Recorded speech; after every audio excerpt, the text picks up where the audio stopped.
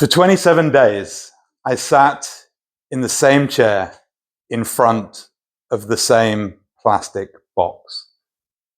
In that box lay my daughter, Annabella, fighting for her life. And all I could do was sit. I couldn't touch her. I couldn't hold her. I couldn't do anything. As a father, I felt helpless. So I just sat there on guard until the 28th day, when a consultant came with the words that no parent wants to hear.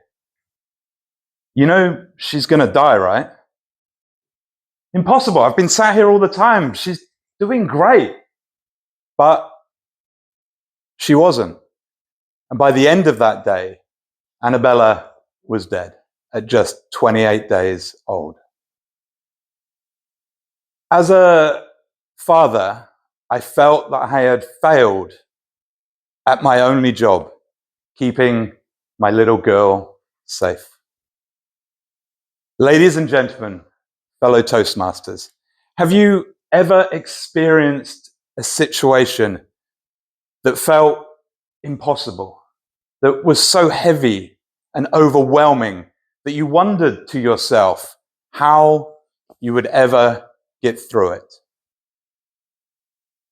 Maybe you lost your job through the crisis, or maybe you had a medical diagnosis, or maybe, like me, you suffered the loss of a loved one. It was with this heavy weight of feeling hopeless, that I couldn't do anything, that I carried with me after the years after Annabella's death. I wanted to leave. I wanted to escape. I wanted to run away, but my family needed me. So I stayed to try to hold them together whilst not falling apart myself. But that feeling of wanting to run away didn't escape me. It only grew stronger. So 3 years after Annabella had passed, I decided to run. But not away. I decided to run for her. 28 marathons in 28 days, one for each and every day that my little girl fought to live. And these weren't going to be any old marathons. These were going to be run on the rocky, rugged coastal path in the southwest coast of England. Mate, you haven't even run one marathon, let alone 28 marathons in one go. It's impossible. What are you thinking? This was the common reaction that my friends and family had when I told them what I was going to do. But as any stubborn person would, I told as many people as I could. I told radio stations, I told TV stations, I told newspapers, anyone that would listen, that I was going to run these marathons in memory of my daughter Annabella. I was going to raise awareness for baby loss and money for some charities that helped us along the way. I fully committed. I went all in. Now, on the first day of my marathon challenge, it wasn't just raining, it was pouring. There was gale force winds, the whole English weather package.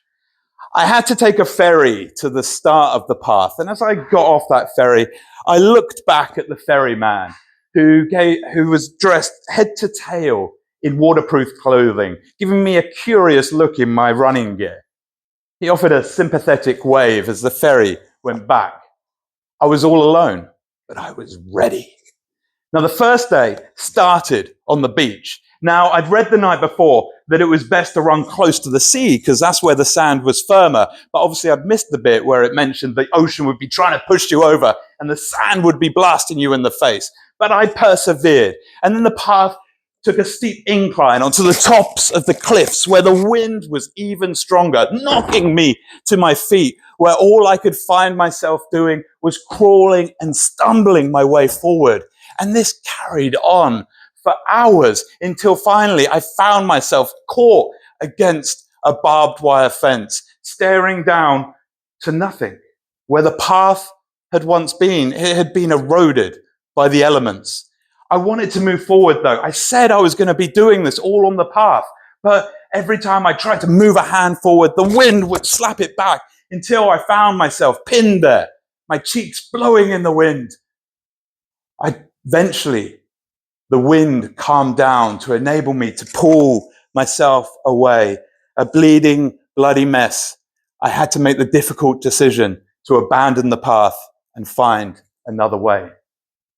Now that day took me 9 hours to complete that marathon.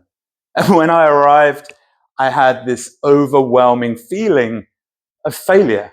I'd failed again. And this carried on for the next number of days. The terrain was so brutal. I'd been training for marathons, but I hadn't been training for marathons like this. I was finding myself stumbling and crawling, and it got to the point where on steep inclines, little old men would pass me with a cheery, "Keep going, son," as I was stumbling up the cliff. What was I doing? I started to doubt myself. Was I really honoring Annabella here?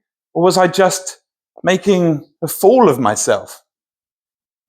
And that was until I met Jane. Now, Jane was a very benevolent character. And she found me a disheveled mess on the path. And she asked me what was going on. What was I doing? I explained the story to her, but then I was like, Jane, what am I doing here? Every day it's taken me 9 to 10 hours. I'm not staying on the path every day. I said it was 28 marathons. Is this even a marathon? Chris, from what I've heard, you're doing fantastic. Remember, perfection is the enemy of completion.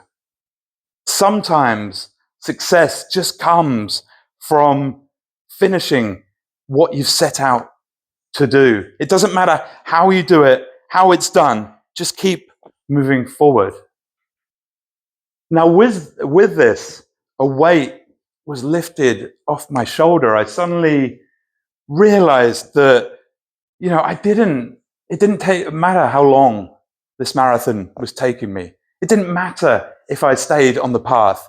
I wanted to do 28 marathons in 28 days. All I had to do each and every day was complete my distance. I had to put one foot in front of the other and keep moving forward. Now, this is an important message for a lot of things that we go through.